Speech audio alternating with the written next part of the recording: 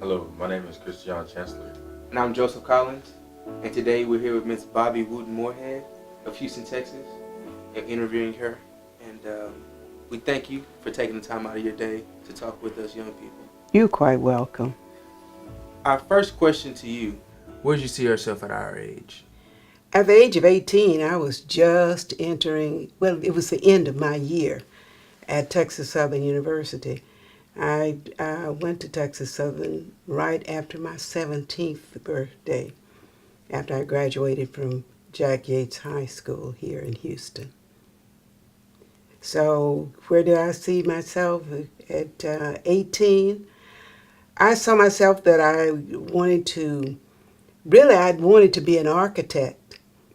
But at that time, a woman was not welcome in that field. So I went into the languages, went into French, and made it my major. And so I was setting my goal then to become a teacher, because that's all at that time that you could do with a foreign language. So at 18, I thought I owned the world.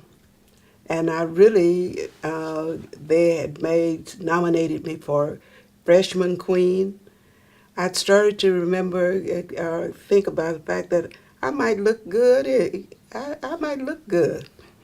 And so that's where I was at 18. What challenges did you face and overcome as a woman during that time period? A lot of women at that time, young women, did not go to college. They went to work, they married, they had children, and later they went to college after they had raised their children and got their children into that time, being young teenagers. So, but I knew I was going to college. But I didn't want to teach, even though my mother was a teacher. John Chase had just come to Houston as an architect. He was teaching at Texas Southern University, and he was designing Greater Zion Baptist Church. But I got a job being the babysitter for his oldest child. And he saw that I had an interest in art and suggested architecture to me, drafting.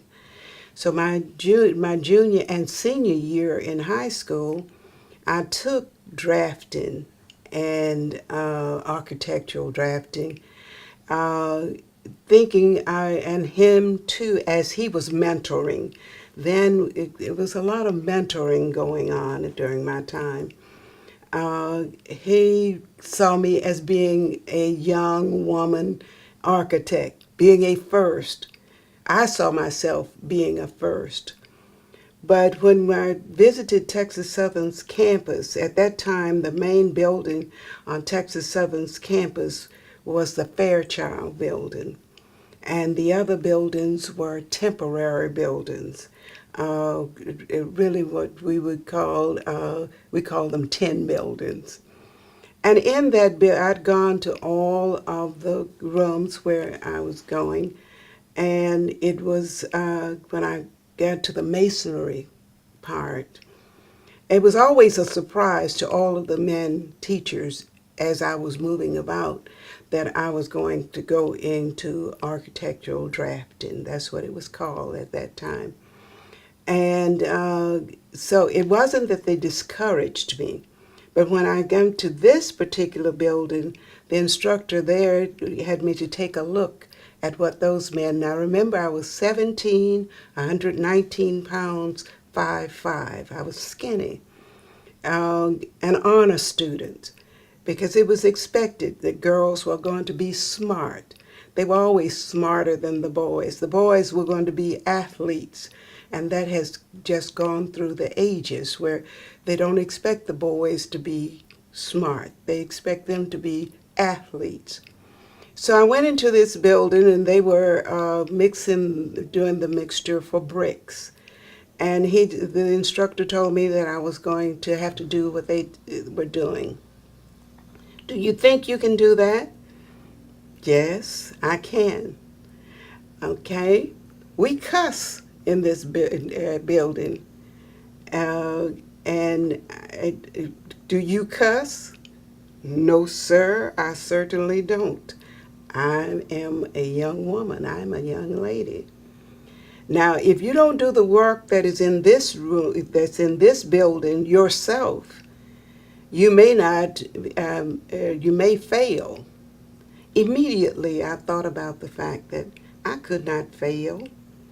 So the best thing to do was not to go into the architectural drafting because this course was a major part of it. I was an honor student. I couldn't be an honor student through that particular course. So I left and I told my girlfriend to hold a sheet of paper, up a sheet of paper. And I said to her, wherever my pencil falls, that's what I'm going to major in. It fell on French. A lot of people think I majored in French because I'm from Louisiana, but the pencil, God put the pencil on where I was to major. So I overcame that challenge by going in a different direction. My children asked me, are you angry because you could have been making a lot of money? Well, no, I'm not angry because of the fact that where I went put me in touch with children. And never would I have thought that I would love being with high school students so much as I have during this time. So I didn't do what society expected of a woman to really go maybe finish high school, get married or and have children and be a mother first. I went on to college and became a teacher. As a result, my career has led me into schools, good schools, because we as teachers made them good schools. So that was one of the challenges that I overcame. What was it like teaching during that era of segregation, and how did things change since then? During the time of segregation, we were in our communities with our students. We went to church with them. We knew their parents. We knew their grandparents. We may have gone to school with their grandparents or their parents. During that time, we were like mothers and fathers to the children. It was more than the subject matter that we taught. There were expectations set for our students. We expected certain things of our students. We wanted them to be ready. We were preparing them. I was teaching French, but most of my students, when they come back to me, they always tell me the things that I taught them in terms of living. And this is where the difference was. There were things, the laws were not so strict that we could not hug a child. We had goals that we had to have lesson plans, and we had to live up to those lesson plans. We would visit homes, and when our students would see us at church, they would come and be with us. They knew us as really up here, people to look up to, and not people that were on the same level as they were. My swim teacher was 3 years older than I, but she was still Mrs. to me, and it was a thing that we were to always look good as teachers in our all black schools, and we expected our students to look good all the time. If there was a student that we saw that was hungry, we fed that student. We helped. We would invite them. Many of my students were babysitters for our children as they came along. We got to know our students in an intimate fashion, and we never had any problems with it. In the black school, it was a mentoring situation in terms of your teaching. Growing up, was there an adult in your life that influenced your worldview? Yes, growing up, it first started with my mother. Um, as I look at myself now, about to turn 81, I talk like my mother and I walk like my mother. And she always made sure that I was in the right place at the right time. She saw things in me that I didn't see in myself. She saw that I could speak, and she always made sure that I was on program. So that was one of the first persons that played a big part in my life as a woman. Another person that comes to mind as a young person playing in my life that really played a real important part, and it was one of my teachers in high school, that she didn't even know I was paying attention to her. The way she walked, the way she talked. She was very exact. She looked good, she talked good, and when she walked into a room, you knew she was in a room. It was a thing that her students, when I started to teach, I taught like she taught. That her students, some people said that the students were afraid of her, but they weren't afraid of her. They respected her. She could go anywhere in the building, and we would still do what we were supposed to do. She set goals for us and let us know what we were supposed to do. Those were that, and later I learned she turned out to be one of my sorority sisters, and I didn't even know she was a Zeta at that time. She was just a woman about something, and I've always wanted to be about something because that was instilled in me by my mother, that you're to always be about something. If you're about nothing, then you attract nothing and you will do nothing. What is one thing that we can learn from you that no one else can teach us? Oh, I don't know if I can tell you anything that you can't get from somebody else. Um, the thing is that I always try to tell young people, do as much as you can as long as you can while you're young. You're making memories now, things that you can remember as I sit here today and remember.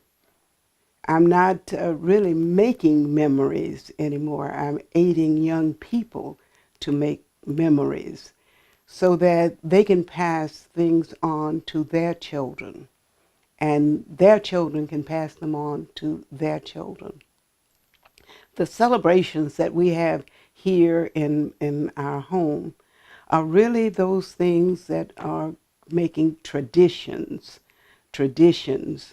And we as African Americans, we have lost that thing about traditions, of things that you do as families. If you look in my home, you'll see that the dining room table is a large table. It's there because we wanted to be sure that everybody in the family could sit at the table. And if it is anything that I can tell you is to take these moments to learn as much as you can about yourself. When I was teaching family living, the first question I would ask is, who are you? Most of the times the kids would answer with their name, age, telephone number, and maybe their parents. But you are not those things. You are an accumulation of a lot of things, of all the past of your great-grandparents and your grandparents and ancestors that you don't even know, that you're going to try and find something out about them. You are an accumulation of experiences. So you're going to take knowing who you are and expand yourself even farther, being sure that the story is told to the next generation, which may be your children, may be somebody else's children. And you will tell them just what I'm telling you today. Pass that story on to the next generation. We as African Americans, we have lost a lot of our story, and we're trying to find our story. And in some instances, the people have never found their story. They have no story to pass on. Some of them are in jail. So they have no story to pass on except it stops right there because they'll spend the rest of their lives there. So, again, take where you are. Lemons make lemonade. Those things that are good, make them even better. You are who you are. Pass the story on. What were some of the challenges that you had to overcome or growing up? Growing up, one challenge was when we came to Houston. It's just the three of us, my mother coming to remarry, and my sister and I. We were raised in Louisiana, in a small town, Olla, O-L-L-A. It's in the central part of Louisiana. We had family there, a lot of family. This is immediately after World War II. World War II ended in 1945, and this is 1946. So the three of us were leaving all family behind. The rest of the family went to, of my mother's family went to California, the Bay Area, because that was not the flight, but that was the plight of African Americans at that time trying to find work after that. So we come into Houston, and of course I thought Texas was going to be full of horses and people playing guitars and all of this. And the only horse we saw was there right downtown was the popsicle man with a little cart being drawn selling popsicles. So that was culture shock for us. Then I went into a school where I had Gregory Elementary School, which had none of my relatives. So they were all new faces. That was a challenge. That taught me how to really make new friends, and that you're going to have friends for a season. My season for friends and family was back there in Louisiana, but now here we were in Houston, Texas. So the only family I had was mother and Shirley. So now I had to make new friends. That was a challenge. That's where I developed my sense of humor, because I was the youngest. I was 9 in the 5th grade, and all the other 5th graders were 10. So how would I really, I had to be entertaining. I had to be a conversationalist in order to find these new friends. Then we moved to 3rd Ward, and that was a whole big challenge because all of these people had grown up together. They had here in 3rd Ward what I had in Louisiana. So how was I going to crack that egg or whatever it is there to get on the inside? Again, I had to utilize conversation to get on the inside. But that was at Douglas Elementary School. So then I went to Yates, another challenge, because a majority of the people that were at Yates had gone to Blackshear Elementary and were really on that side near to where Texas Southern is now. They were there, so there I was. New teachers, youngest, one of the youngest in the 7th grade. So you went to Yates then in the 7th grade. In the 7th grade, you really you have to find your way. You have all these ideas anyway, and you're a little silly. I was giggly, little. It doesn't look like that now, but I was a little thing, and there I was. So I had to then find out how I was going to really get beyond the in crowd. That was hard at Yates. So I had to learn to join organizations. And I became a member of the different organizations there, the Student Council. So I utilized the challenge and not knowing that later on those were life lessons for me on how I was going to get to this point in my life where I've served as either a vice president or a national president or leader of almost every organization to which I belong. The only place that I did not want to lead was I wanted to stay in the classroom. I got all of the credentials for being a principal, but I wanted to stay in the classroom so that I would be there for African Americans especially, because I was during that time that there was that transition in education. I started teaching in 1960 in in a segregated atmosphere in Baytown. And then I moved on into HISD later.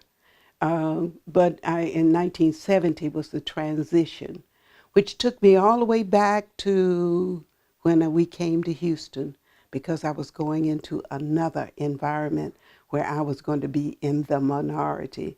There were only 6 of us who were transferred to Lamar High School. And they tried to get the best teachers. I cried because I wanted to go back to Woodson. And the principal told me, no, I went over your transcript. I know what you can do. I need you here at Lamar. Do you think I'm a segregationist? No, I don't think that. I think that I want to be where I'm comfortable. So I leaned over on his desk and I cried. He said, no matter how much you cry, you're going to still stay here.